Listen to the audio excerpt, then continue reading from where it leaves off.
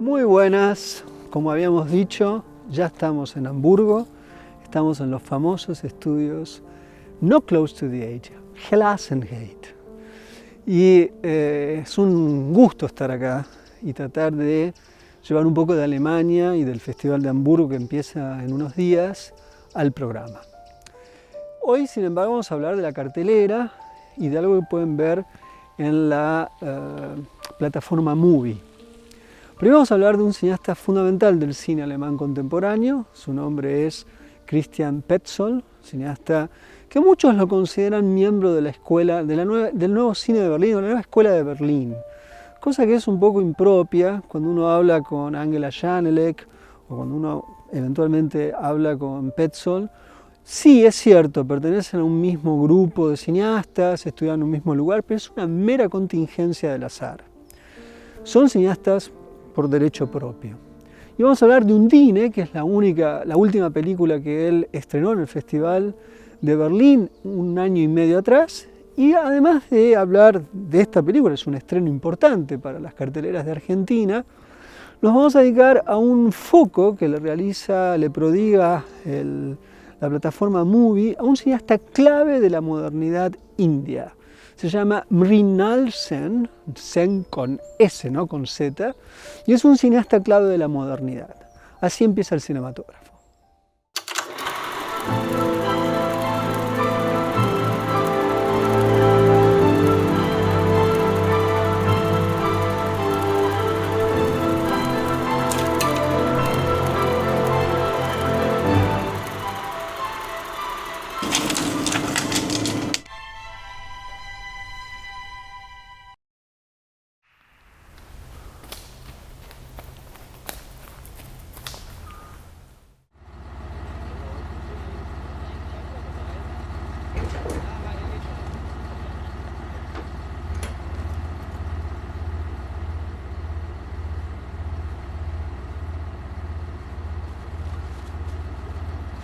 Natürlich.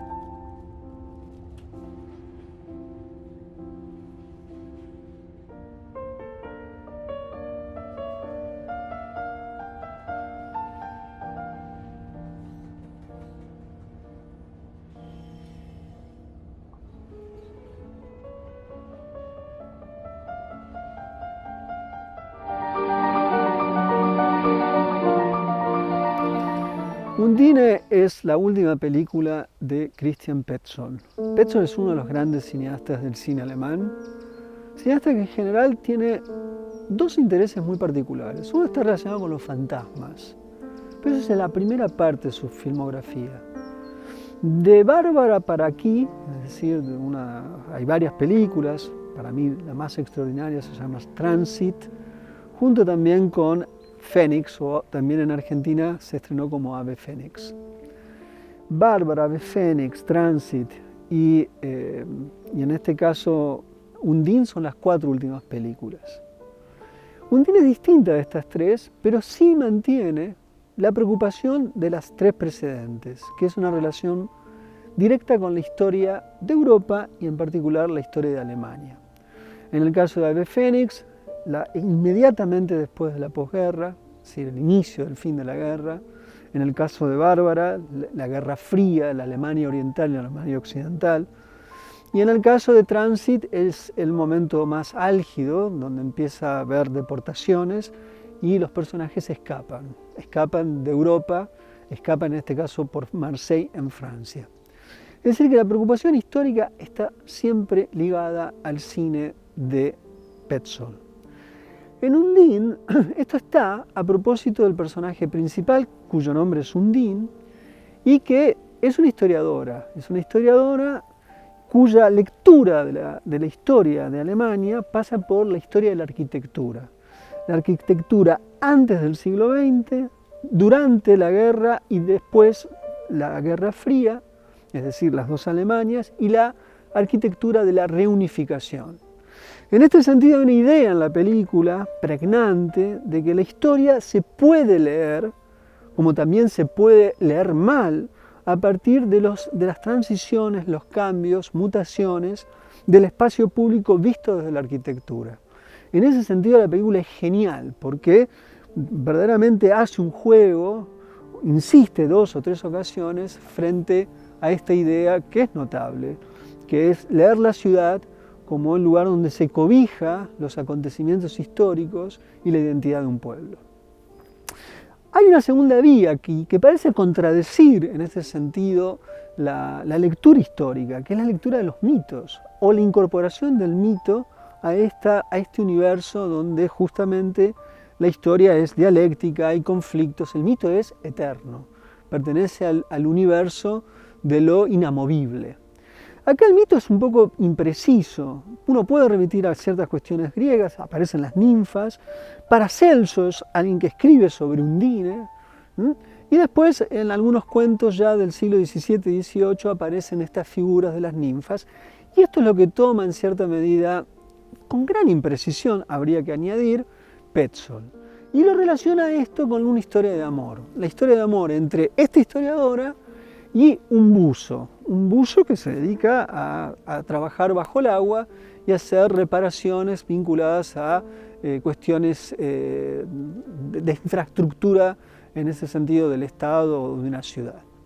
Lo que es muy interesante es lo que sucede entre esta historia de amor. La historia de amor está entrelazada entre la historia y el mito. Estos dos vaivenes de la película nunca llegan a ser coherentes. De hecho, ahí está el problema estrictamente de la película. Lo que pasa es que lo que sucede con los dos personajes que se enamoran es tan extraordinario que uno se olvida de las imprecisiones, por un lado, que tiene por momentos Petzold, de la incoherencia que conlleva esta tensión entre mito e historia, y por momentos cuando la película se inclina hacia el orden mitológico es cuando pierde rigor. Incluso hay algunos elementos muy extraños del guión. Hay un asesinato en un momento determinado que no tiene absolutamente nada que ver con el universo referencial que el film está trabajando, incluso si se tratara de eventualmente poner en juego la idea del mito. Algo que es raro para un cineasta de la importancia de Petzold, que también comete un par de decisiones extrañas, un par de refuerzos relacionados con flashbacks que sobreexplican determinadas situaciones, que para un cineasta de la talla de Petzold también pareciera ser una condescendencia respecto de su público o quizás algún tipo de obligación por parte de sus productores. Eso nunca lo sabremos, pero la película tiene ese problema. Ahora, lo que sucede entre ellos dos es verdaderamente un milagro.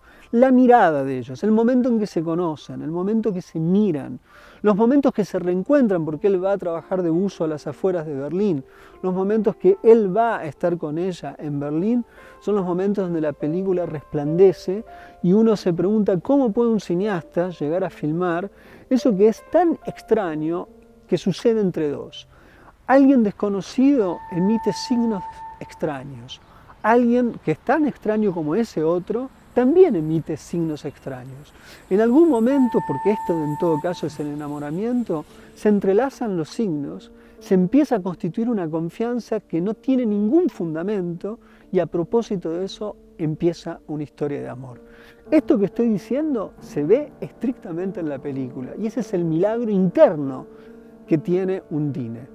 La película en su conjunto quizás es un poco fallida, pero eso está en el interior de la película y eso en ese sentido es absolutamente maravilloso.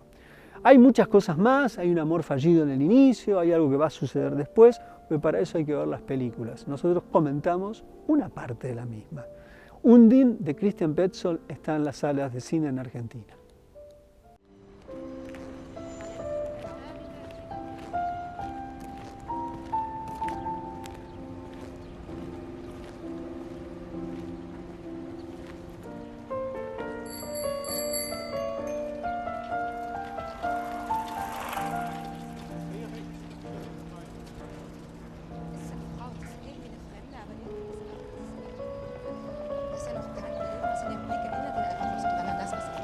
Und sie sitzen und sie tauschen Erinnerungen aus. Und sie merken, dass sie eigentlich sich beide an die Erinnerungen des anderen erinnern. Und dann, auf jeden Fall, küsst er sie. Er küsst sie und sie lässt sich stehen und lässt ihn auch. Und dann schlägt sie nach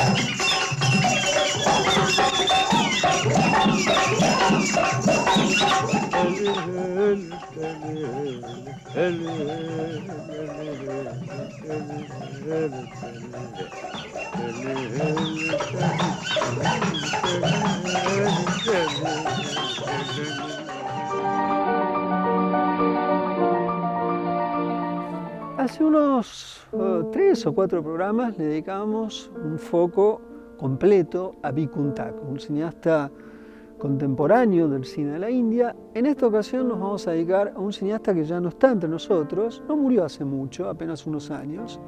Se llama Mrinal Sen, cineasta clave dentro de lo que ha sido lo que se llama cine paralelo de la India. Es un momento histórico de la India donde hay una clara distinción, un alejamiento de la base del cine que hasta en ese entonces era Bombay.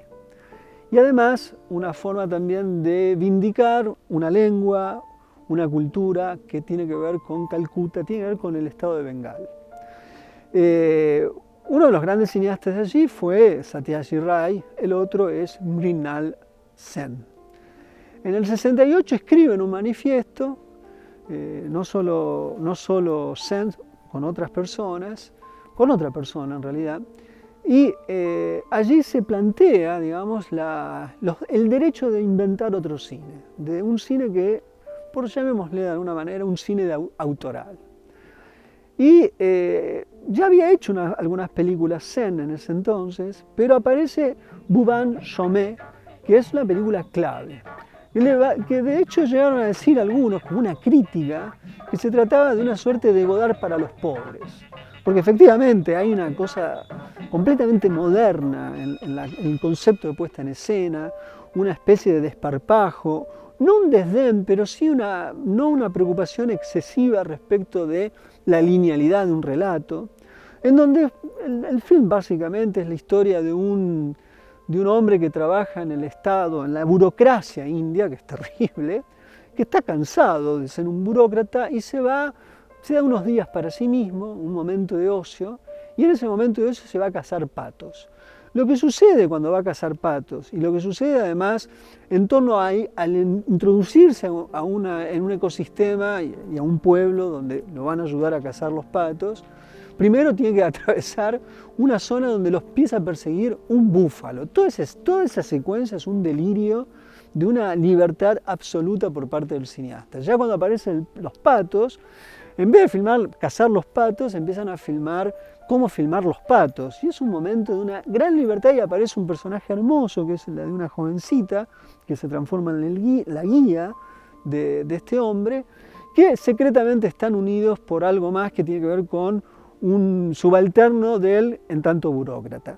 No importa mucho de qué va la película, lo que importa es cómo se filma esa película, la libertad narrativa y la experimentación formal. Sen era un cineasta muy peculiar, no es el único, pero que abrevaba en una lectura del mundo relacionada con el marxismo. Era un hombre que leía el mundo bajo ese paradigma del trabajo y de las relaciones de poder.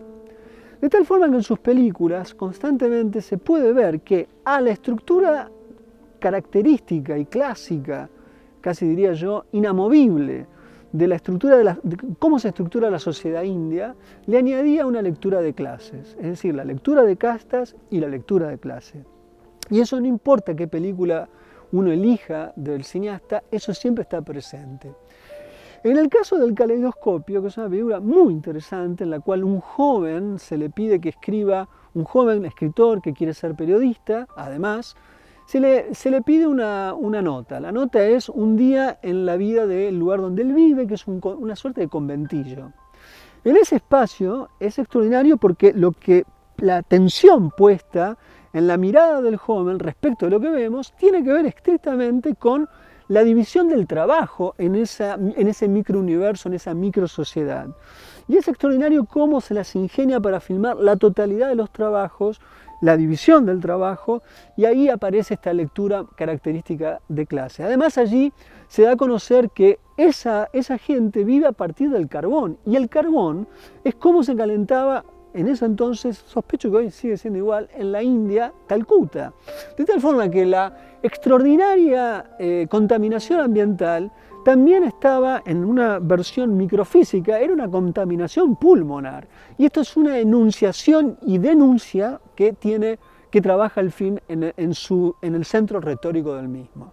La tercera película, que no deja tampoco de ser extraordinaria, es De pronto se fue. Y acá lo que se ve con claridad es la relación de la estructura patriarcal de la sociedad india. En este caso, un intelectual que un día, en el pleno monzón, plena lluvia, que es muy peligroso, la película empieza con unas 16 fotografías fijas, en donde se ve cómo la ciudad de Calcuta inmediatamente está inundada cuando llueve, es típico de la India, para cualquiera que haya estado ahí sabe que es así, pero este hombre decide salir y no vuelve más. Y van pasando los días y no vuelve más. Esto le permite a la familia justamente empezar a pensar quién era realmente ese hombre que se fue. Los 3 hijos y la mujer. Incluso una estudiante que por momentos se desliza que podría haber sido un amante. Ahí se desmonta el prestigio de ese hombre en cierta medida y sobre todo se empieza a ver la estructuración de una sociedad donde los hombres pueden estudiar, las mujeres no tanto, y hay una especie de destino, si se quiere, o prefigurado para las mujeres y para los hombres.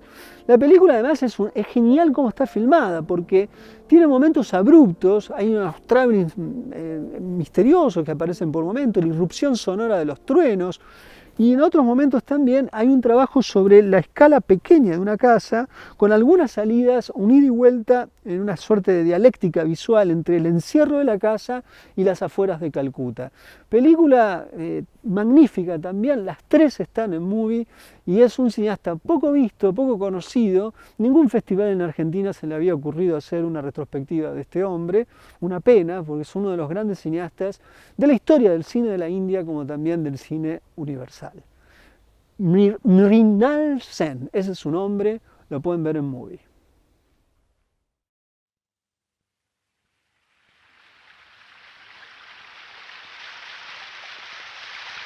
फिर जोर से बारिश आई।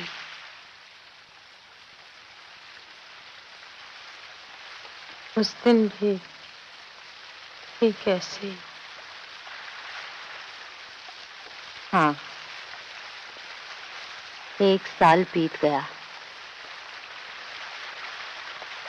और इस 1 साल में हमने क्या कुछ नहीं कहा।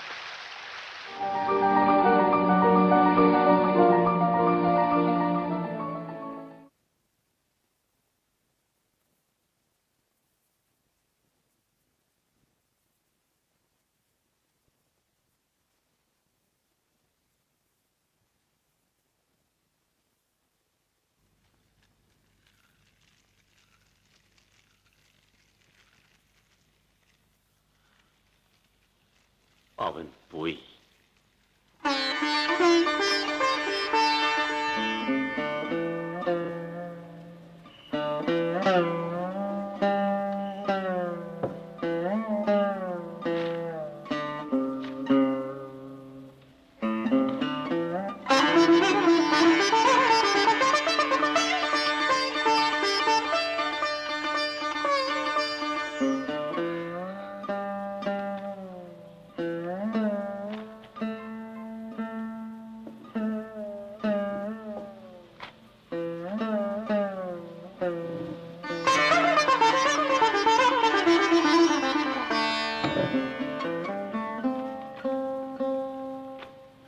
Las escenas que estábamos viendo pertenecen a una película que es un clásico también del cine indio, de la década del 60, Uttarayanam.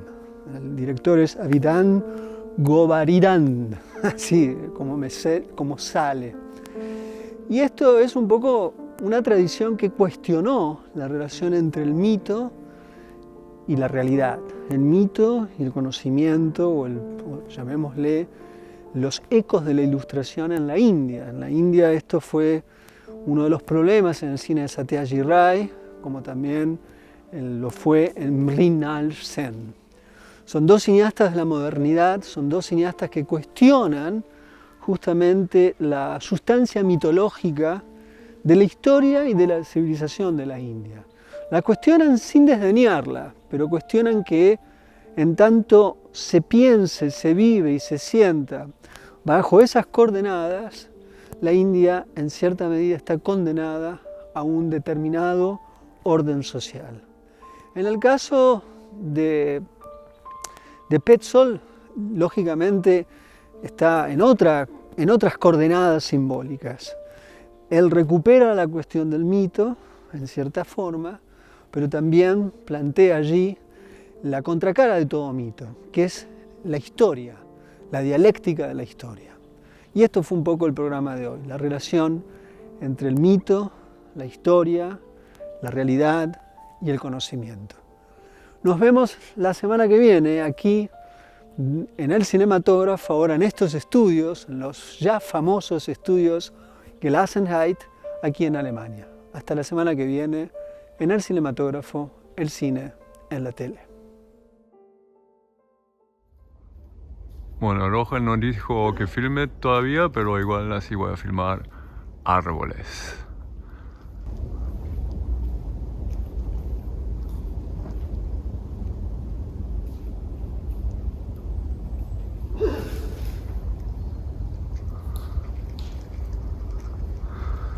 eso demasiado experimental. Cuando yo te digo, arrancás. Sí.